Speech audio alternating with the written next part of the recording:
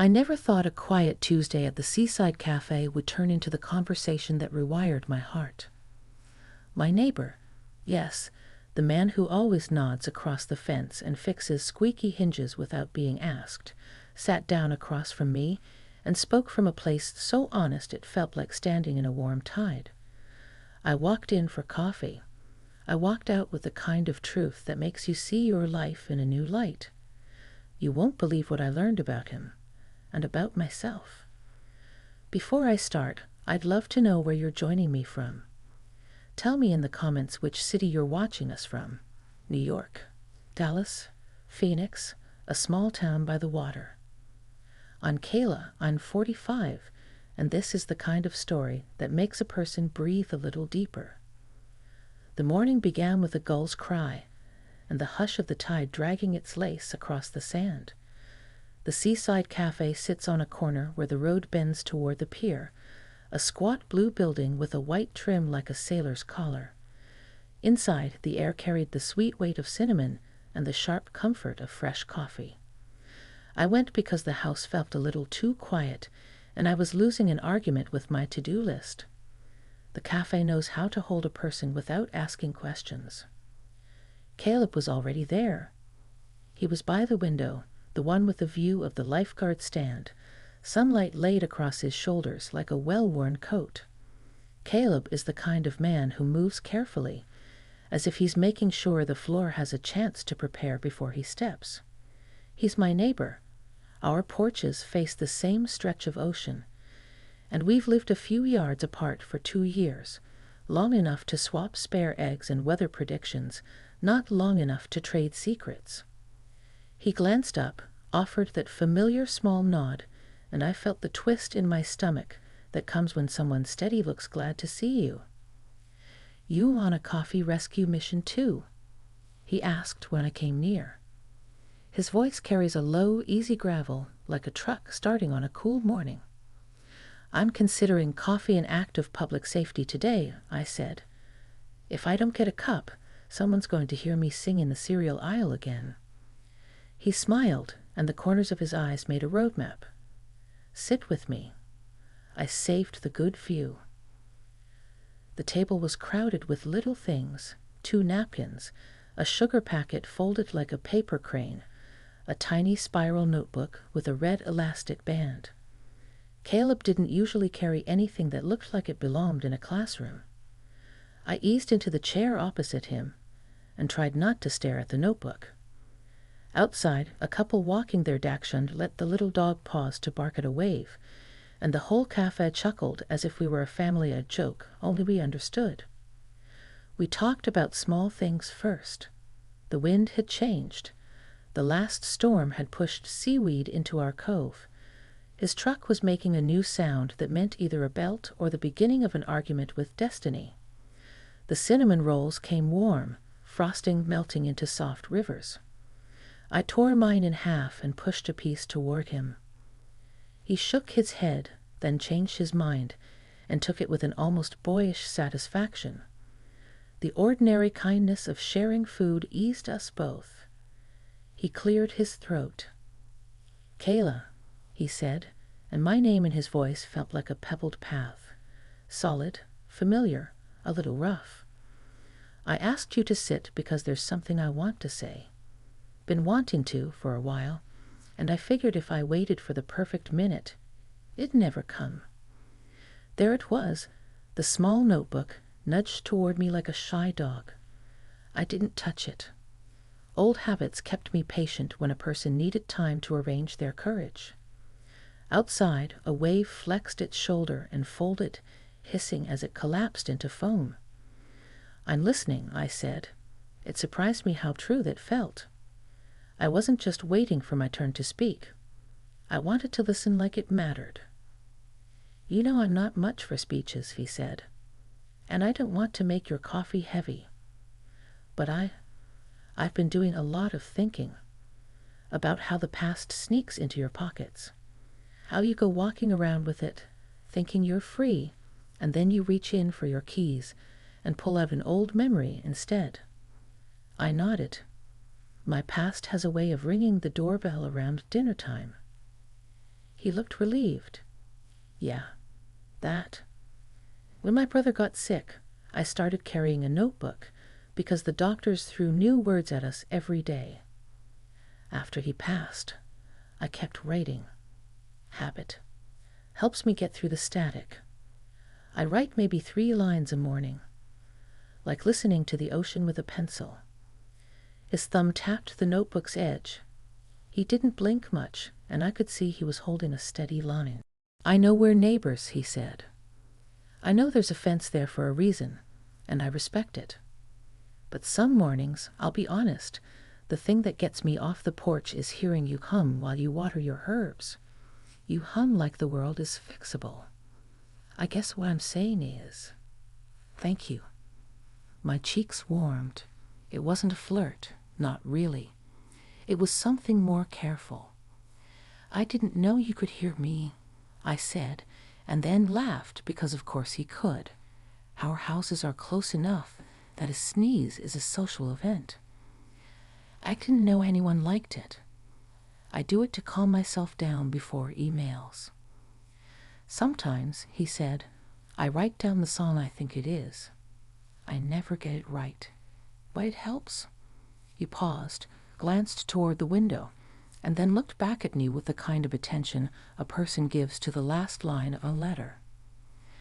I don't want to make this strange, but there's another thank you I need to say, and it's heavier. He turned the notebook to face him and slipped the elastic free. Hands steady, he opened to a page marked by a grocery receipt. He didn't push it to me. He just kept his fingers there, holding the paper like a little bridge. Last week, he said, I was patching the step on my porch. You were carrying in a bag of soil from the trunk, one of those big sacks that always rips right when you think you've got it. You didn't see me watching. The bag split, and you laughed at yourself and said, well, Kayla, the earth wanted out. Let it breathe. You were talking to the dirt, like it mattered. It made me remember my mother. She talked to her roses when my dad worked nights. She said every living thing needs to hear a voice. He slid the notebook closer, and this time I touched it. The paper was warm from his hand. He'd written in a careful print, straightforward, no flourishes. A date. Then, heard Kayla laugh at a bag of soil. Thought about Ma talking to roses. Maybe today isn't as hard as I told myself. There was a line drawn beneath it, the way some folks mark off a page to say, enough. Start again tomorrow. I felt something inside me unclench. It wasn't romance, at least not in the simple way the word gets tossed around. It was an honesty with no defense around it. I realized I'd wanted that more than I'd wanted anything lately. A conversation that treated the small things as holy. Caleb, I said, and had to stop because his name tasted like a promise. I don't know what to say, except, thank you for letting me see that. He nodded, and his shoulders lowered in a small exhale, as if permission had been granted and a door creaked open in a quiet room. I've been carrying something else, he said. A fear that I don't know how to be new in my own life. I fix boards and oil hinges. I can make a door swing smooth. But when it comes to my own heart, I keep sanding the same spot. I tell myself I don't need any help. And then I hear you hum through the morning, and it sounds like someone saying, you can start over without making a speech about it. I glanced down at the page again and saw a second entry from a different day. Kayla's porch light at 5:42 a.m. still shows up for the morning. Maybe I can too. A woman in a navy apron brought more hot water for my tea and topped off Caleb's coffee. The cafe door opened with its familiar jingle, and a draft of salt air moved through the room, lifting the napkin edge. People came and went with the quiet purpose of a harbor morning. Fishermen buying coffee to go, tourists tugging a map, a grandmother with a toddler and a serious list of pastry priorities. The world was busy not noticing us, which made it easier to say the next thing. "I've been stuck too," I confessed. "My marriage ended a while back, and I keep pretending I'm a fast learner. Truth is, I got good at taking care of things and forgot how to let someone take care with me. Not take care of me, just take care with me." He breathed in like the word meant air. Yes, that. Take care with. There was a soft quiet after that. Not the hush of running out of conversation, but the kind that shows up when two people lay their tools down and lean on the workbench, looking at what they've been trying to build alone. "I don't know the right order for this," he said finally. "But I want to tell you something plain. I like being your neighbor. I like the way you talk to dirt, and how you leave the porch light on even when you don't have to, like it's an altar to the morning. I don't want to make you uncomfortable. I don't expect anything.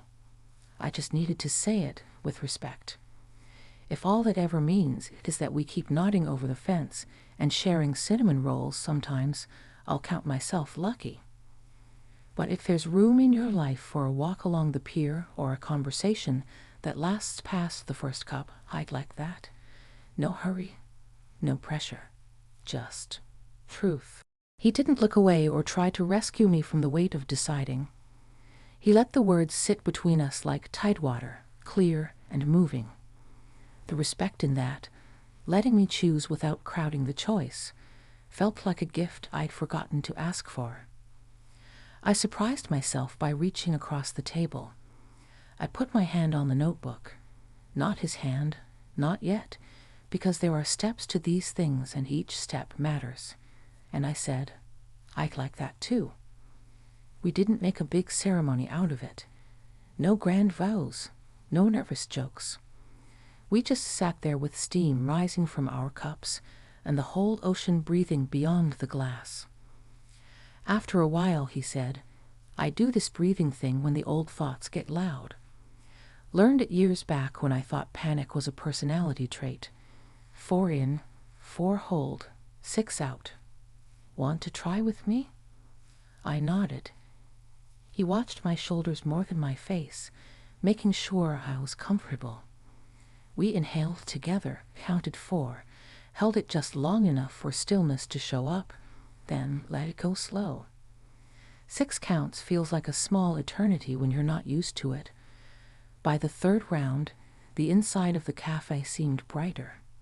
It sounded simple, but it felt like walking out of a shadow you didn't know you were standing in. He didn't reach for my hand. He asked, "May I?" I looked at him, at the scar along one knuckle, and the clean half-moons of his nails, the way he was offering without taking.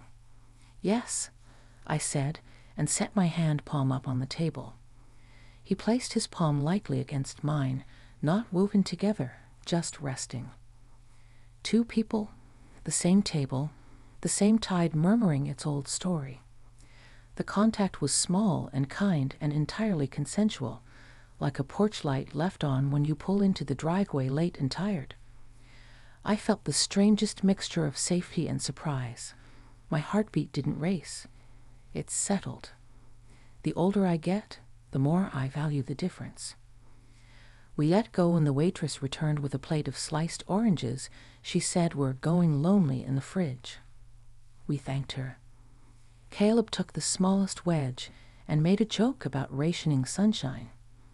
I laughed, and it sounded like a version of me I hadn't heard in a while.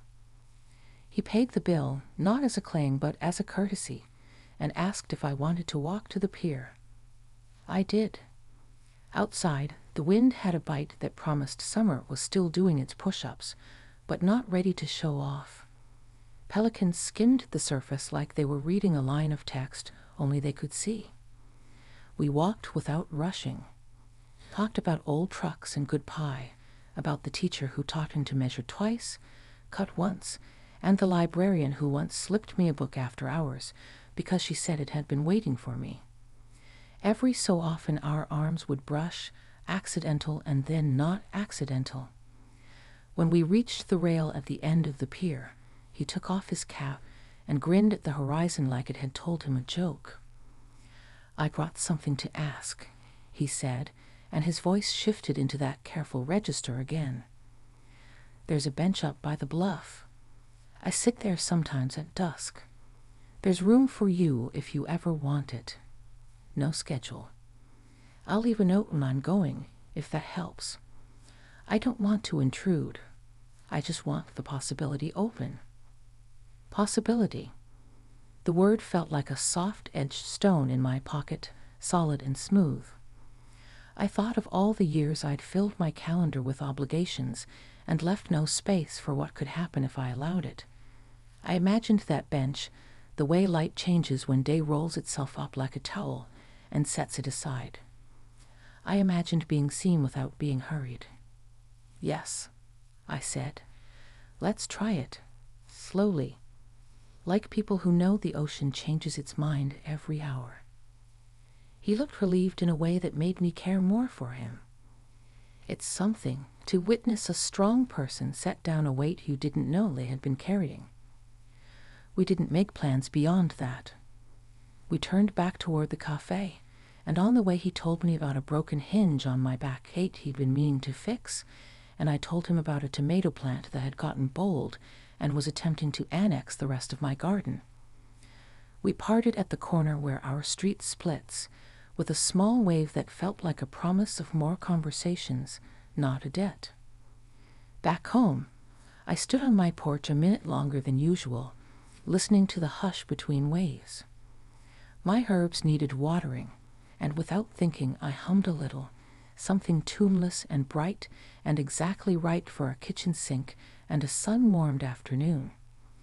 Across the fence, I saw the tilt of Caleb's cap as he bent over a toolbox, a man occupied with a hinge that would open and close better for the attention. I didn't need to know whether he could hear me. It was enough to know I wasn't afraid to make music in my own house. I want to tell you this part because it matters. Nothing dramatic happened. No fireworks, no movie score kiss. What happened was gentler and, in its way, braver. Two neighbors told the truth at a small table in a café that smelled like cinnamon and salt. We asked permission. We listened. We let our hands rest where the other could feel them, not pressing for more than the moment could carry. We made room for a future we didn't need to define yet. Maybe that doesn't sound like much from the outside. But if you've ever stood on a pier and felt the boards soften under your feet with the swell of the tide, you know how much the smallest rise and fall can shift your balance. I felt that shift. I felt something inside me deciding to be new. I rinsed the watering can and set it to drip dry by the back door. The sky was moving toward afternoon, the kind of light that makes every window look like a held breath. I sat on the step with a towel under me and thought about the bench on the bluff, about the quiet game of leaving space for another person, about how respect is a kind of music too. That's how it began, at a table with a notebook and a confession that didn't ask for anything in return. I don't know yet how it will end. I just know I'm ready to keep listening. And when evening comes, if the porch is a little brighter than necessary, that's because sometimes you leave the light on for possibility. The week moved along with the kind of quiet rhythm that makes you think nothing remarkable is about to happen again. But sometimes life saves its best turns for the moments when you think the story has already been told. After that morning in the café, Caleb and I carried on like neighbors do, nodding from our porches, swapping the occasional smile over the fence, speaking gently as if testing the ground before stepping further. Yet under the ordinary, something steady was building, like the tide pulling back before it rushes in stronger. One evening, I saw the note he promised. It was slipped under my doormat, plain paper folded once, the words written in his careful hand. Heading up to the bluff at dusk. There's room for you. See, it wasn't a question, but it wasn't a demand either. It was an invitation carved out of respect. My first instinct was to hesitate, to list excuses. The dishes, the laundry, the long day. But as the sun slid lower, painting the sky a soft watercolor of pink and gold, I realized the only thing standing between me and the possibility he'd spoken of was my own fear. So I went. The path to the bluff winds between dune grass and weathered benches. The air smelled like salt and cedar, and the cries of gulls stretched long against the horizon. I spotted Caleb before he saw me, his frame leaning slightly forward, elbows resting on his knees, hat in his hands. He looked like a man waiting without expectation, the kind of waiting that comes from patience rather than desperation. That, more than anything, gave me courage to walk closer. When he heard my steps on the gravel, he looked up. His smile wasn't wide. It was the small, relieved kind, like he'd found something he thought he might have misplaced. "You came," he said, standing as if to meet me halfway. "I did," I answered, surprised at how steady my voice was. "I figured the dishes could wait. The ocean can't." We sat on the bench together, a space left between us, not out of distance but out of courtesy. The view was worth the climb. The water stretched endlessly, darker now with streaks of copper where the sun bulled into the horizon. Fishing boats blinked their lights like quiet signals, and the air cooled enough that I pulled my cardigan closer. Caleb noticed, but he didn't offer his jacket right away. He waited, the way he seemed to wait for everything, letting me choose. "Kayla," he said softly, "I wasn't sure if you'd come, and I wouldn't have blamed you if you hadn't. But I'm glad you did. There's something about this spot. It makes me want to say things I don't usually let out." I leaned back against the bench and let the wood steady me. Funny. That's what I was thinking on the way up. Like the air here doesn't carry secrets as far. He chuckled at that, a warm, low sound. "You're right. This is where I used to come with my brother, back before his illness got bad. We'd sit here and make plans, fixing up the boat, repainting the porch, things we never got around to. After he passed, I couldn't sit here for months. Felt like the bench remembered too much. But lately, I've been trying again, trying to let the remembering heal me instead of hollow me out." I listened the way he'd listened to me at the café. His honesty had no polish, no decoration. It was raw wood, knots and all, and somehow more beautiful for it. I thought about the times I'd sat alone at my kitchen table, staring at bills or recipes or nothing at all, pretending that solitude was strength when it was sometimes just loneliness in a nice coat.